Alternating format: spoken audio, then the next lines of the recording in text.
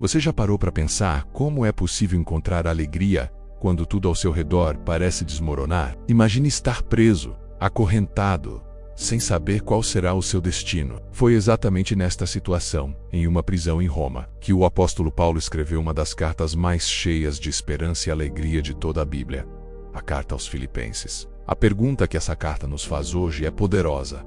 Como podemos ter uma alegria verdadeira, que não depende das nossas circunstâncias? Vamos mergulhar juntos nesta carta e descobrir o segredo. A primeira lição que Paulo nos ensina é surpreendente.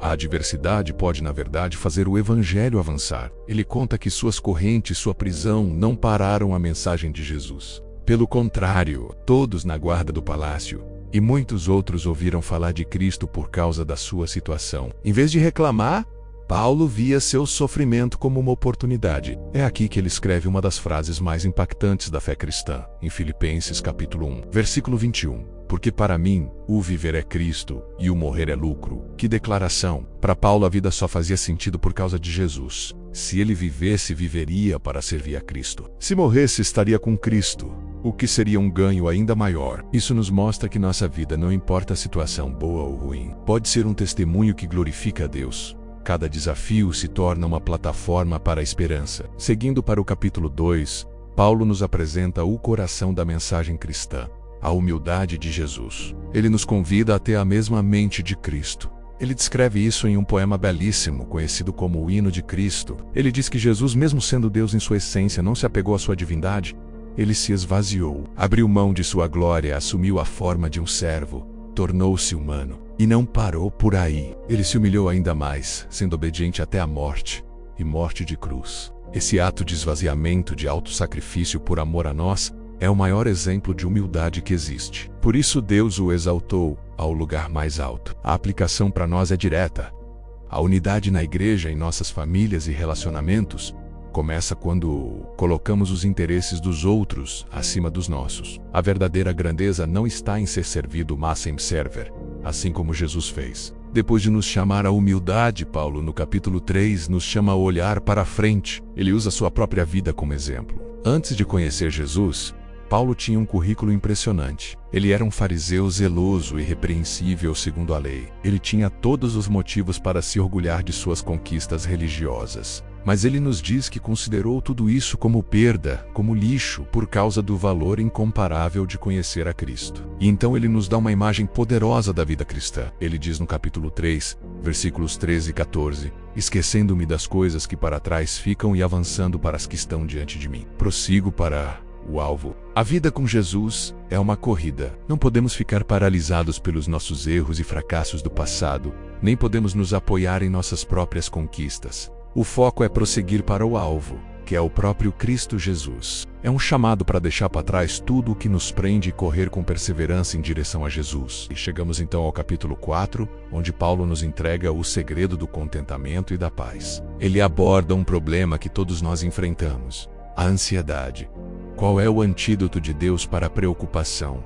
A oração. Em Filipenses 4, versículos 6 e 7, ele nos instrui: não andem ansiosos por coisa alguma, mas em tudo, pela oração e súplicas, e com ação de graças, apresentem seus pedidos a Deus. E a paz de Deus, que excede todo o entendimento, guardará os seus corações e as suas mentes em Cristo Jesus. A paz que Deus oferece não é uma paz comum, é uma paz que não faz sentido para o mundo.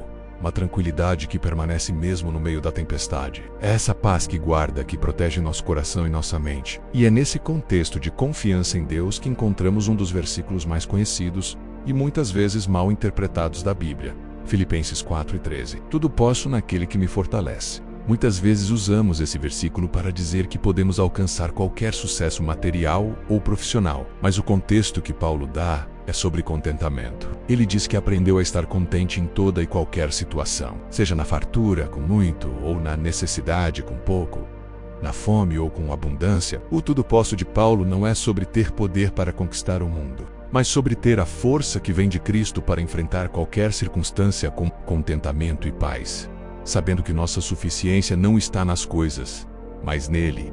A verdadeira força vem da nossa conexão com Jesus. Então, ao olharmos para Filipenses, vemos um mapa para uma vida de fé genuína, uma alegria que nasce no meio do sofrimento, uma humildade que reflete a mente de Cristo, um foco que nos impulsiona para frente e um contentamento que nos dá uma paz inexplicável. A mensagem de Paulo, escrita de uma prisão há quase 2000 anos, é a resposta para a inquietação do nosso coração hoje. Gostaria de terminar com uma breve oração, e você pode se juntar a mim aí onde está. Pai Celestial, muito obrigado pela carta aos Filipenses e pelo testemunho do apóstolo Paulo. Pedimos que o Senhor nos dê a mente de Cristo, ensina-nos a ser humildes, a servir aos outros e a encontrar nossa alegria não nas circunstâncias, mas em Ti. Dá-nos força para esquecer o que ficou para trás e para prosseguir correndo em direção ao alvo, que é Jesus. Quando a ansiedade tentar nos dominar, que a Tua paz, que excede todo o entendimento, guarde nossos corações e mentes, que possamos declarar com convicção que tudo podemos naquele que nos fortalece. Em nome de Jesus. Amém. Se você ouviu esta mensagem e sente em seu coração um desejo por essa paz, por esse propósito que só Jesus pode dar, eu te convido a refletir. Entregar a vida a Jesus é o primeiro passo para experimentar a verdadeira alegria e o contentamento que não dependem de nada deste mundo. Se você quer tomar essa decisão, converse com Deus. Aí onde você está, Ele está de braços abertos para te receber. Obrigado por assistir. Se este vídeo te abençoou, deixe seu like, compartilhe com alguém e se inscreva no canal para mais mensagens como esta. Que Deus te abençoe.